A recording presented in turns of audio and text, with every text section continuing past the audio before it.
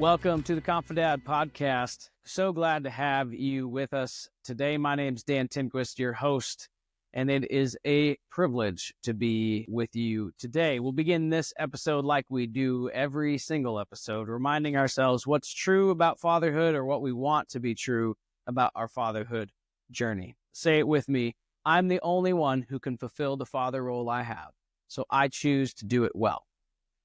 I get to show up well for my kids. Imperfection is reality. Ownership is a choice. Today is brand new, and so is tomorrow. I am wholly loved, so I will love wholly. Today in the equipping section, I want to help you understand your gifts as an executive leader. What kind of skills does it take to be that kind of person? And how do those skills apply to parenting?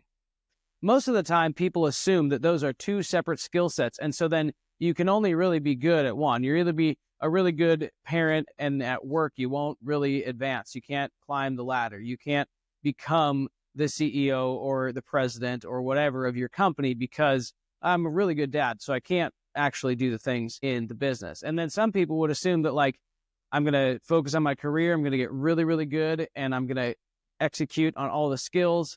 I'm going to hone those really, really well and become efficient and time managed and everything so that I can climb the ladder and get as high as I can, make as much money and build this empire. And, you know, my kids can get the leftovers and that's okay. I'm here to tell you that the skills it takes to be a quality executive are the same skills it takes to be a quality dad. I've had several people talk to me about, like, well, I mean, like, I'm a good dad. I have it together and I don't need to work with you. It's like, actually, I only work with good dads. I don't work with crappy dads who don't care, because the dads that I work with are the ones that care about the results. And so if we start at the end and we say, what does it look like to have a relationship with your kids when you're 75 and their kids and their significant others and their families? Like, what does it take to get to that point?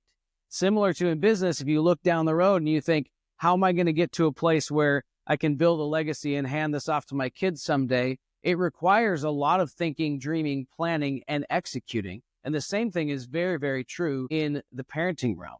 So how can you lean on your executive skill set in order to perform at the highest level possible as a dad? That's what I'm teaching people. That's how I'm helping my clients achieve the results they're achieving. It's almost like one of my clients said, I've developed a CRM for parenting. Being able to track and measure the quality of the connection with your kids, the amount of times you've had touch points throughout the week. What are you talking about? What's happening in those moments? And if you know anything about a CRM, having a really high quality CRM is what drives results and what drives conversions.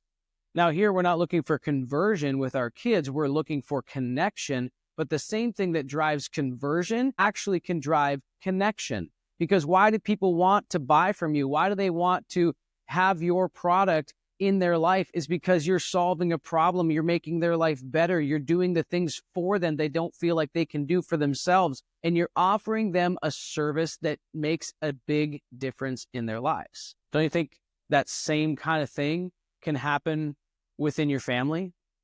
With the relationships that you have with your kids? Can you create buy-in with your kids the same way that you create buy-in with your customers? The more authentic you are with your customers, the better they like you, know you, trust you, want to understand that, like, this is a good quality business. You think about, like, the best businesses you can think of that everyone knows, likes, and trusts, and they have a quality reputation. Why don't we spend any energy developing the same quality reputation within our family? To say, I know my dad I can trust him. I know that I can come to him with the hardest, most difficult things in my life because he's a trustworthy guy. Is that who you want to be? How do we take these executive skills and apply them to parenting? I can teach you exactly how to do that within my course. Let's talk about expectations. Okay, that's the first thing I want to cover today is expectations.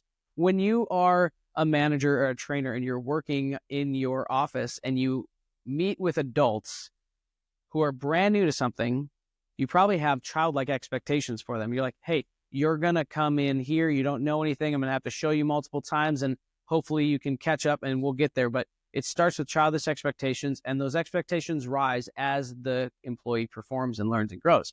And then at home, sometimes we come home with fumes and we're exhausted, and we have adult level expectations for our kids, even though they're in the same position as the employee, where you're just, they've never done it before. They're learning a new thing, and yet we expect them to figure it out right away. So when we talk about expectations, sorry for those of you watching, there was a little bit of a gap here in my recording opportunity because I am a dad and I have life interruptions. So anyway, continuing on, talking about expectations, can we change our expectations at home to become childlike expectations for our children, just like we have childlike expectations for trainees on the job? The next executive leadership skill that I want to talk about, that I think if we start applying that into parenting, it can change the game. And what it is talking about growth and being okay with failure and moving through that failure and that struggle towards a place of growth. We understand as leaders, like, we can't have it all together. We can't always be killing it at 100%, but we try really hard. And the smartest and most wise leaders and executives, they understand that facing their failures and facing their shortcomings is the best way to move forward. The best leaders and CEOs have coaches because they know that even as self-aware as they possibly can be, they don't know all of the blind spots that they're carrying. And so they hire a coach, and they understand, I'm going to pay someone to tell me what am I struggling with so that I can continue to move the needle forward, knowing that you have things that are holding you back that you're not even aware of. And so how can we use this leadership skill of growth and moving through mistakes and through failure to become stronger and seeing that resistance as your friend in parenting? How do we use that in parenting? Well, I would say join our community. I would love to have an opportunity to coach you through your blind spots and help you understand, like, what are the things getting in the way of your connections at home? It's often few simple things, just like in executive leadership. There's a few simple things that if you tweak here, here, and here, you're going to see the numbers move in the right direction. And I'll say, in my experience, there's been a few things we tweak here, here, and here. A lot of times mindset stuff, little habits here and there that start to change the game for how dads are showing up for their kids. And so are you willing to be humble? Are you willing to ask for help? If you're willing to ask for help as an executive and pay someone thousands or tens of thousands of dollars to be in a mastermind and unlock the things that are going to become ROI in your pocket, are you willing to say, I'm not a perfect dad and there's some things I need to unlock to have immeasurable ROI within my relationships? Yeah, you can't measure the metric in a relationship. I get it. It's super intangible. There's not a really easy way to do it. I've developed an app within an app to track that so that you can have at least a little bit of a handle on how well you're showing up for your kids and when you're showing up for your kids. But it's not like a spreadsheet or a profit loss statement that all of a sudden you're like, I see this ROI is huge because I spent 25 grand on a mastermind for my business. The idea is, can you confidently say that my trajectory of fatherhood and relationship is getting stronger and healthier, and I feel better when I go home and spend time with my kids? I'm more content with them. There's less arguing. There's more buy-in. There's more compliance. And it's not because you're commandeering everything and controlling everything. It's because you're actually showing up and being the dad that your kids need. Because when you learn about your kids and what they need, and when you learn how to show up in a way that meets those needs, it changes everything. It changes how they show up to you. It changes the relationship. It strengthens those bonds, and it helps you become a safe place for your kids. May I argue, there's not much that's more important than being a safe place for your kids to process the deep, hard, and joyful things of life. I was just talking to a dad a few days ago who was talking about, I know that my kids trust my wife and I, but I think that I'm kind of always the last one.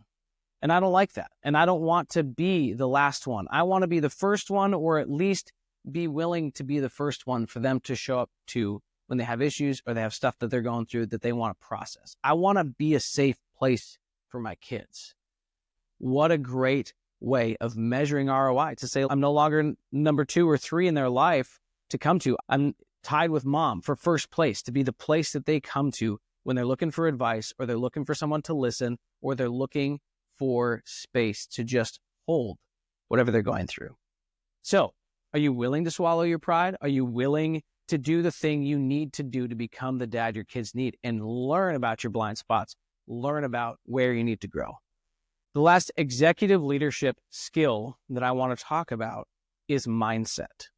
The most successful executives that we know, they know how to control their mind and thoughts in a way that drives the needle forward and keeps revenue pushing, keeps metrics moving in the positive direction.